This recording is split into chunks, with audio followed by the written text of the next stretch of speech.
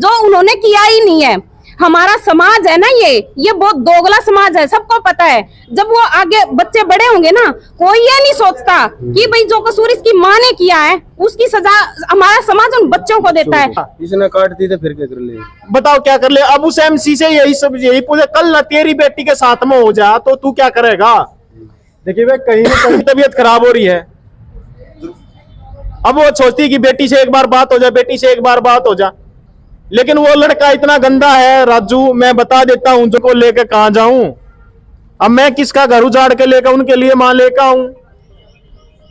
तो मैं सरकार से यही जो है ना, कानून से यही जो है ना कहना चाह रहा हूं, तो कि मैं किसने हक दिया है मेरे को कि मैं किसी का घर उजाड़ के लेकर अपने बच्चों के लिए मां लेकर आऊं?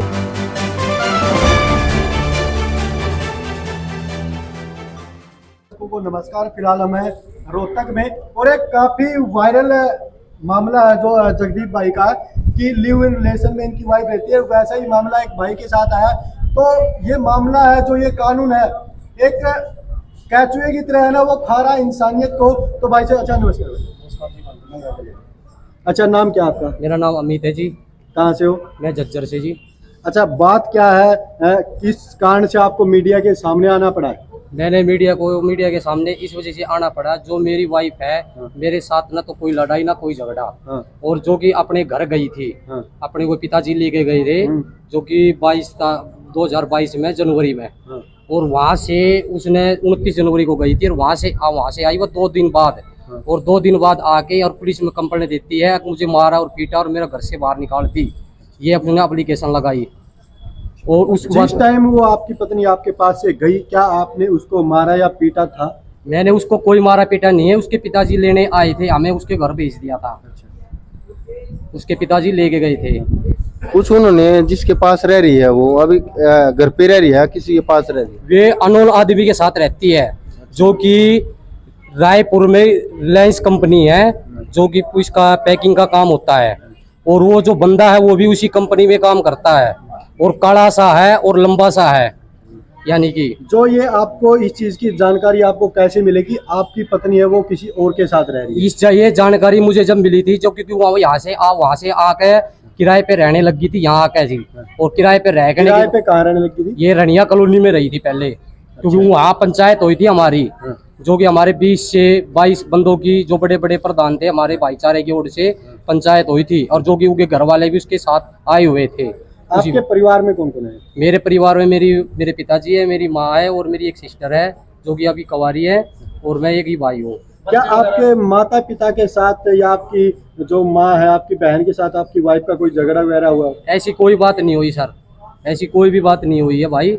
वो तो मतलब कि क्या है, उसका जो फोन का जो सिस्टम था, फोन रखा करती हुआ। अच्छा। वो फोन में से मैंने उसकी कोई चीज पकड़ी, मैंने उसके उसका जो मैसेज आया हुआ है उस लड़के का भी, और एक लेडीज है इसमें शामिल, जो कि वो लेडीज कहती है इस नंबर पे फोन मत करना, इस नंबर पे फोन करना।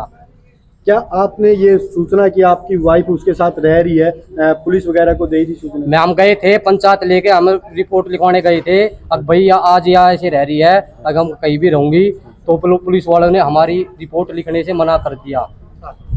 भाई तेरे जो ससुराल वाले हैं उनसे कभी बात हुई? उनसे कोई मेरी बात होती रहती है मेरे ससुर वालों से, क्योंकि मेरे ससुर वालों ने ये बोला है अब हम तेरे साथ हैं, और बोल तो दिया उन्होंने साथ है, मतलब कि कभी तारीख उनको तारीख होगी, तारीख पे भी आएंगे, मगर वे तारीख आती है तो तारीख पर आते नहीं है। बोल तो दिया उन्होंने, क्योंकि एक सुमित भाई है अपना संसार क्रांति जुड़ा, उसकी मैं वीडियो बनवाई थी मैंने पंचायत की, उसमें उन्होंने बोला था दहेज की कोई मांग नहीं थी, दहेज का केस उन्होंने झूठा कर रखा है मेरे ऊपर। सारे जितने भी केस करती है सारे झूठे करने लगे। अभी भी एक पत्रकार के ऊपर केस कर रखा उन्होंने, जो कि धर्म सोनीपत है, क्योंकि मेरे रिलेशन में क्या है, मेरे रिलेशन में मतलब कि कोई जेंट्स मेरे हक में जो कोई आवाज देता है, मतलब कि मेरा कोई गवाह बनता है, तो उसके ऊपर एलिगेशन वो खुद लगा देती है अपने, और कोई लेडीज मेरी मतलब की मदद करती है तो मेरा और उसका संबंध बना देती है वह, मतलब कि ऐसे करती है वहाँ। एक बात बताइए, जो ये मतलब केस उसने दहेज का किया है, वो अपने परिवार के साथ रह रही है या उसके साथ लिव इन रिलेशन में भी रह रही है? उसका कोई उसके पास प्रूफ वगैरह भी है क्या? वो रिलेशनशिप में नहीं रह रही है, वो वैसे अनोन आदमी के साथ रहती है वहाँ। ओ वाह जी। अच्छा, वो कहाँ पे? बाद में आपकी बात भी हुई कभी उसके साथ? नहीं, मेरी कोई बात नहीं हुई है इससे जी। अच्छा, आपके घर से जाने का क्या कारण था उसका? उसका ये कारण था क्योंकि वो जो लड़का उनके गांव का लड़का था एक और अजय नाम का, उसकी कुछ वीडियो मेरे हाथ लगी। मैंने वो वीडियो दिखाई ना उसको, वो वीडियो दिखाते है उसी दिन से वो उसी दिन मेरे साथ लड़ने लग गई। और लड़ने के बाद मैं बोली मैं तभी जा रही हूँ और ऐसी रिपोर्ट लगवाऊंगी, झूठी रिपोर्ट करवाऊंगी। जगदीप भाई आपके भी साथ ऐसा ही हुआ? देखिए हाँ, मेरे साथ भी कुछ ऐसा ही है। तो मेरा तो वो लिव इन रिलेशनशिप का जो कार्ड जो इन्होंने सर्टिफिकेट जो बनवाया हुआ है, जो कि गवर्नमेंट ने जो है ना सबसे जो है ना क्या कहें, अब एक तरह से जो है ना बड़ा ही षड्यंत्र रचा जा रहा है मतलब। तो उन्होंने ये लिव इन रिलेशनशिप का जो सर्टिफिकेट बना रखा है उसी की आड़ ले रहे हैं कि मैं कुछ कर नहीं सकता, मैं कानून के पास जाता हूँ, थाने में जाता हूँ, चौकी में जाता हूँ, वो बोल देते हैं ये सर्टिफिकेट बनवा रहे हैं, ये कहीं पे भी रह सकते हैं, ये आजाद हैं। और जो मेरे जो 2 बच्चे हैं मैं उनको लेके कहाँ जाऊं? जो मेरे 2 छोटे छोटे बच्चे हैं अब मैं उनको लेके कहाँ जाऊं? अब मैं किसका घर उजाड़ के लेकर उनके लिए मां लेकर आऊं? तो मैं सरकार से यही जो है ना, कानून से यही जो है ना कहना चाह रहा हूं, तो कि मैं किसने हक दिया है मेरे को कि मैं किसी का घर उजाड़ के लेकर अपने बच्चों के लिए मां लेकर उनको लेकर कहाँ जाऊं? अब मैं किसका घर उजाड़ के लेकर उनके लिए मां लेकर आऊं? तो मैं सरकार से यही जो है ना, कानून से यही जो है ना कहना चाह रहा हूं, तो कि मैं किसने हक दिया है मेरे को कि मैं किसी का घर उजाड़ के लेकर अपने बच्चों के लिए मां लेकर आऊं? जगदीप भाई एक और बात है, नुको भाई मैं दुखी थी, वह दुखी थी तो बच्चे भी तो दुखी होंगे, उनने क्यों ना लेकर आए भाई? देखिए अगर वो दुखी थी तो अपनी माँ के पास जाती, थाने में कंप्लेंट करवाती, चौकी में कंप्लेंट करवाती और मेरी माँ को बताती, मेरे पापा को बताती, मेरा परिवार ऐसा है, मेरे को काट देगा गलती पे। और अगर मेरी गलती नहीं, मैंने कोई गलती नहीं कर रखी, मैं सुबह जो है ना आ जाता था, शाम को जाता था, मैं क्या गलती करूंगा? अब मेरा परिवार बहुत हंसी खुशी चल रहा था, किसी तरह की कोई प्रॉब्लम नहीं थी। जाने से जिस दिन वो गई थी उस दिन मैं ड्यूटी के लिए तैयार हुआ था, मैंने वो बेड पे लेटी हुई, जैसे भाई वायरल चल रहा है, खांसी जुकाम आम है वो हो जाता है। मैंने उसको ये बोला कि जो है ना कोई प्रॉब्लम है, बोली नहीं। मैंने कहा अगर गांव से कहेगी गांव से दवाई दिलवा लेता हूँ, अगर यहाँ से कहेगी यहाँ से, रोहतक से कहेगी रोहतक से दिलवा दूंगा। बोली नहीं मेरे को कोई प्रॉब्लम नहीं है। अब उसका जो मूड ही ऐसा था, मूड जो है ना मतलब ये था कि भाई मेरे को तो जाना ही है, जाना ही है। सोच ली थी उन्हें, सोच ली थी। अगर तेरे को जाना ही तो बता के जाती, कम से कम है कि मैंने तेरे साथ में नहीं रहना, अपनी माँ को बता के जाती। क्यों तूने ऐसा किया? अपनी माँ का दिल दुखाया, अपने भाइयों का दिखाया। एक भाई है उसका मरने वाला है, कोई पता नहीं है उसका। और बच्चों का तो समय 2 दिन हो गए उसकी माँ की तबीयत खराब हो रही है। अब वो सोचती है कि बेटी से एक बार बात हो जाए, बेटी से एक बार बात हो जाए, लेकिन वो लड़का इतना गंदा है राजू, मैं बता देता हूं, जो 2 पहले लाकर छोड़ चुका है। पता नहीं वो जो उसके आसपास के लोग उसको क्या मानते हैं, जो एमसी है उसकी जो है सपोर्ट कर रही है। समाज के नाम पे कलंक है एक तरह से ये जो है ना, मतलब कि मैं ज्यादा कुछ नहीं कहना चाहता। मैं सोनिया से ही रिक्वेस्ट करना चाह रहा हूँ कि जो है ना आ जाओ और अपने बच्चों को संभाल ले, और मैं अपना जो है ना मतलब जैसे रूटीन से अपना काम जाऊं। तो जगदीप भाई एक बात बताओ, जो आपकी वाइफ की माँ है वो उनका सपोर्ट आपने लिया वहां पर जाकर उसको समझा दे? बिल्कुल लिया है, बिल्कुल लिया। ये आपने वीडियो में पहले भी देखा है कि जो है ना मतलब कि भाई उसकी माँ जुलाना थाने में भी, उनके घर भी उसकी माँ 3 बार जा चुकी है। एक बार तो बोली कि बड़े भाई को भेज दिए मैं आ जाऊंगी, लेकिन जब बड़ा भाई उसको लेने गया तो उसने साफ मना कर दिया। पहले तो बोली नहीं पवन को भेज देना, मैं जो है ना आ जाऊंगी। फिर जो है ना पवन उसको लेने जाता है, उसकी माँ उसको लेने जाती है, दोनों जाते हैं माँ बेटा, तो उन्होंने साफ मना कर दिया। ठीक है, बोलते हैं कि तुम वो एमसी, वहां की जो एमसी है, जो सरपंच बोलता है क्या पता तुम इसको ले जाकर वहां पे काट दो, वहां पे जाकर कोई अपनी बेटे को काटेगा या मारेगा? इसने काट दी तो फिर क्या कर ले? बताओ क्या कर ले? अब उस एमसी से यही पूछे, कल ना तेरी बेटी के साथ में हो जा तो तू क्या करेगा? देखिए वे कहीं ना कहीं कानून की आड़ में एक परिवार है वो उजड़ रहा है। मैम से बात कर लेते हैं। अच्छा नमस्कार। नमस्कार जी, सभी मीडिया के सभी दर्शकों को मेरा नमस्कार। देखिए कानून है और इस कानून के कारण भी कहीं ना कहीं सरकार ने जो कानून बनाया था वो पीड़ितों के लिए बनाया था। कुछ महिलाएं इसका और कुछ जेंट्स भी इसका गलत फायदा उठा रहे, क्या कहना चाहोगे? बिल्कुल बिल्कुल, ये जो सरकार जो विदेशी नीतियां हमारे देश के अंदर लागू कर रही है, ये कह के ये हमारे हित के लिए है, लेकिन जो हमारा देश है एक मतलब सिर्फ हमारा एक भारत देश ऐसा है जिसको धरती माता बोला जाता है। तो यहाँ पे मतलब एक गांव के अंदर भी एक लड़की होती है जो 36 बिरादरी जिसको बहन मानता है, तो हमारे ऐसे समाज में ये विदेशी नीतियां लागू करने का कोई मतलब बनता ही नहीं है जी। देखिए कहीं ना कहीं मैम माँ को है ना वो भगवान का दर्जा दिया जाता है, और काफी सारे मामले ऐसे सुने कि एक महिला 2 बच्चों को छोड़ के चलेगी, 1 बच्चों को छोड़ के चलेगी, 1 साल की लड़की को छोड़ के चलेगी, तो कहीं ना कहीं माँ की ममता भी है वो डाउन होती जा रही है। क्या कहना चाहोगे आप एक महिला हो? बिल्कुल जो ये हमारे समाज के अंदर, जो ये देश के अंदर लिव इन रिलेशनशिप का जो ये कानून चलाया गया है, इसकी वजह से मतलब जो ये औरतों का है, जो भी मतलब भाई ये काम करते हैं, उनका डर बिल्कुल निकल चुका है। तो मेरा ये कहना है कि 90% औरतें ऐसा काम कर रही हैं, 10% है जिसमें से पुरुष पीड़ित है। तो एक ये भी सरकार ने एक नीति लागू की हुई है, जैसे मान लो कोई भी पुरुष लिव इन रिलेशनशिप में है, मान लो शादी होगी, उसके बाद अदर वो किसी रिलेशन में है, तो महिला को इतनी अथॉरिटी दे रखी है कि वो एक मतलब उसके ऊपर केस दर्ज कर सकती है मेंटली टॉर्चर का, जबकि पुरुष के पास ये अथॉरिटी नहीं है। तो इसका फायदा महिलाएं उठा रही हैं। देखिए कहीं ना कहीं कानून इसलिए बना था कि पीड़ित हो, लेकिन महिलाएं हैं जो इस बात का फायदा उठा रही है कि लेकिन पुरुष कहीं ना कहीं दबाव फील करता है जी।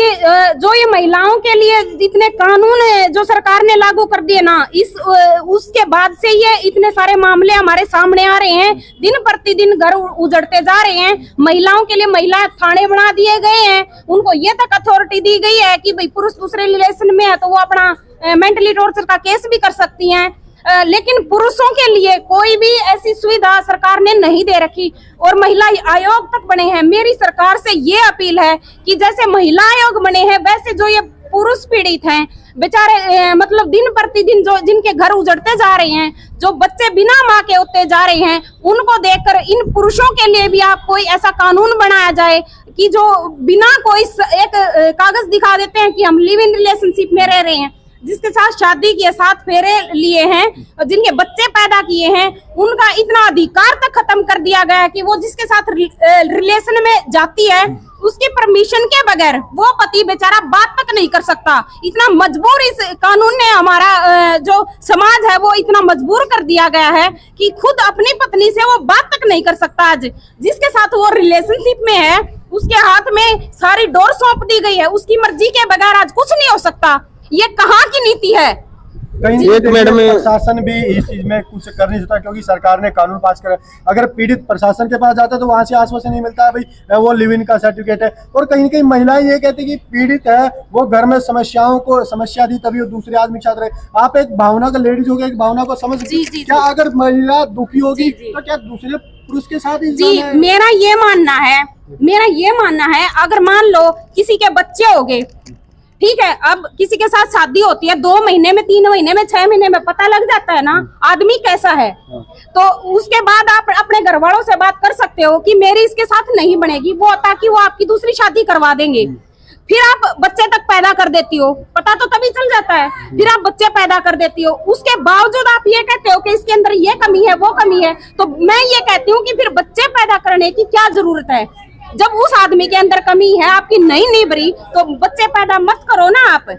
फिर मैं ये कहती हूँ कि हम नहीं कहते कोई भी औरत चाहे बच्चे होने के बाद भी वायलेंस कोई भी सहन करे। अगर आपके ऊपर वायलेंस हो रही है, कोई भी मार पिटाई आपके ऊपर हो रही है, तो आप कानून का सहारा ले सकती हैं, बजाय अपने बच्चों को छोड़कर कहीं किसी दूसरे के साथ जा रही हैं। ये बहुत गलत है। आपके ऊपर मार पिटाई है, कोई हिंसा हो रही है, घर में आपके पति से नहीं बनती, तो सरकार ने आपके लिए कानून बनाए गए हैं, आप उस कानून का सहारा लो या फिर अपने परिवार वालों का सहारा लो। जी एक मैडम, आज के जो मुद्दे चल रहे हैं दिन पे दिन में एक चीज देखी जा रही है, लेडीज अपने बारे में सोचती है, बिल्कुल ठीक है, ना अपने परिवार के बारे में ना बच्चों के बारे में। एक बात बताओ मैडम, जो वह दुखी है जहाँ पर वो बच्चे भी तो वहाँ पे हैं, वे भी तो दुखी हो सकते हैं, ओनली अपने बारे में सोच सकते हैं। मैं पहले भी मैं बोल चुकी हूँ, अगर आपकी जिस परिवार में शादी हुई है, अगर आप खुश नहीं हो, आपके पति से खुश नहीं हो, आपकी सास से खुश नहीं हो, तो आप बच्चे पैदा मत करो। उन बच्चों को उस कसूर की सजा मत दो जो उन्होंने किया ही नहीं है। हमारा समाज है ना, ये बहुत दोगला समाज है, सबको पता है। जब वो आगे बच्चे बड़े होंगे ना, कोई ये नहीं सोचता कि भाई जो कसूर इसकी माँ ने किया है उसकी सजा हमारा समाज उन बच्चों को देता है। कहीं बोलने के लायक नहीं छोड़ता, कहीं उनको खड़े होने के लायक नहीं छोड़ता, कहीं दूसरे बंदे से थोड़ा कुछ बोल दिया तो ये कह के निकल जाएंगे कि तुम्हारी माँ ऐसे चली गई थी, तुम क्या बोल रहे हो। तो मेरा ये मानना है कि उन बेचारे बच्चों को आप उस कसूर की सजा मत दो जी। देखिए कहीं ना कहीं मतलब बच्चे भी आगे जो भविष्य हो उनका टॉर्चर हो सकते हैं ऐसे कमेंटों से, क्योंकि समाज में है ना वो सिर्फ फायदा उठाती कमियों का, कहीं ना कहीं ये भी बिल्कुल जी। बहन जी एक बात पूछते, हमारा जो भारतवर्ष है जी वो वेद शास्त्रों को मानता है। जब हम अपनी बेटी के लड़की के फेरे कराते हैं वहाँ भी आग को साक्षी मान के, माँ बाप को साक्षी मान के, वहाँ नीम पे पक्का रहने की कसम खाते हैं। क्या उसकी कोई वैल्यू नहीं? एक कोर्ट से कागज बनवा लिया, उसकी मान्यता है और उसकी मान्यता नहीं है। बिल्कुल। तो इसके बारे में क्या प्रतिक्रिया आपकी? तो यही मैं कह रही हूँ, जब कानून ने एक वो पर्चा पकड़ा दिया बस, इसकी वजह से हर कोई एक पति इतना मजबूर होके बैठ गया आज कि उसको हाथ जोड़ने पड़ते हैं अपनी पत्नी से बात करने के लिए। हाँ जी, हाँ जी। और एक वो है जिसका कोई मतलब ही नहीं है, खाम खाई जो थर्ड पर्सन है उसके हाथ में इतनी डोर आ गई सिर्फ एक उस कागज की वजह से। तो ये बहुत अच्छी बात बताई, हमने भी सर ने भी बात बताई। एक बात और भी देखो ना, जब कोर्ट में फैसला नहीं होता वहाँ भी नियम धर्म होते, गीता पाठ टकवाता मजिस्ट्रेट भी। बिल्कुल। तो ये क्यों नहीं मानते जो फेरे कराते हम उसको? कहीं ना कहीं हमारा जो धर्म है उसको भी हमारा धर्म भी हानि हो रही है, किया नष्ट जा किया जा रहा है। क्योंकि अगर सरकार कानून पास करती है तो पीड़ितों के लिए करती है, लेकिन कहीं ना कहीं जैसे बताया कि अग्नि को साक्षी मान के फेरे लिए जाते हैं, फिर उसी अग्नि को फिर कोर्ट में अगर सामने बताया जाता है कि शादी हुई, तो फिर एक लिव इन रिलेशन का सर्टिफिकेट जो सरकार के द्वारा बनाया जाता है, उसकी आड़ में ऐसे महिलाएं और पुरुष भी और महिला भी काम वो गलत काम हो रही है, परिवार है उजड़ रहे हैं, बच्चे अनाथ की तरह ही अपना जीवन व्यतीत कर रहे हैं जी।